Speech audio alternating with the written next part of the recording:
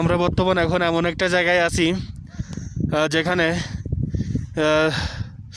চারিদিকে সব বরফ। এই যে দেখতে পাচ্ছেন সাদা সাদা সাদা, এই যে সাদা সাদা যত দূর চোখ যায় তত দূর হচ্ছে আপনার বরফের পাহাড়। এই যে দেখা যাচ্ছে, দেখতে পাচ্ছেন। আমি ওই যে বরফের পাহাড়ে যাওয়ার জন্য চেষ্টা করতেছি,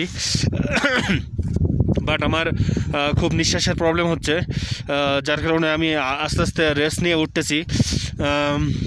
এখানে ওঠা খুবই কষ্টকর এবং গাছগাছালি না থাকার কারণে এখানে খুবই অক্সিজেনের সমস্যা দেখা দেয়, যেটার জন্য দেখছেন আমি কত প্রোটেকশন নিয়ে আসি।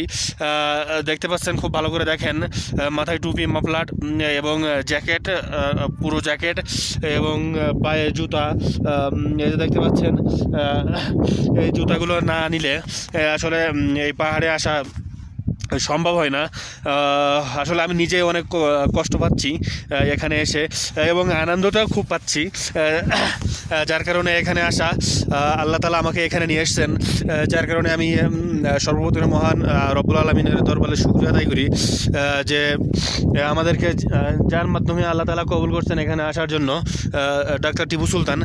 আল্লাহ তাহাকে কবুল করুক এবং হায়াত তৈবা দান করুক, তার সুস্থতা দান করুক।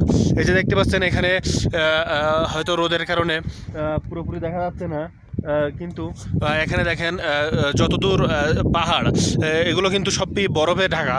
হ্যাঁ, এগুলো আপনারা দেখতে পাবেন, সব কিন্তু বরফে ঢাকা। আসলে এখানে সব পাহাড়গুলো পুরা বরফে ঢেকে গেছে। এই যে দেখতে পাচ্ছেন, সব পাহাড়গুলো আপনাদের আমি দেখাচ্ছি। এই যে সাথে সাথে যত পাহাড় দেখছেন, এই যে এমনকি এই যে নিচে দেখেন, একটু তাকায় সব জায়গায় এখানে বরফ জমে গেছে। এখানে কিন্তু পানি ছিল, যার কারণে এখানে বরফ হয়ে গেছে। প্রিয় গাইস, এ পর্যন্তই সমাপ্ত। আমি রাখবো, আমি একটু চেষ্টা করবো উপরে যাওয়ার জন্য।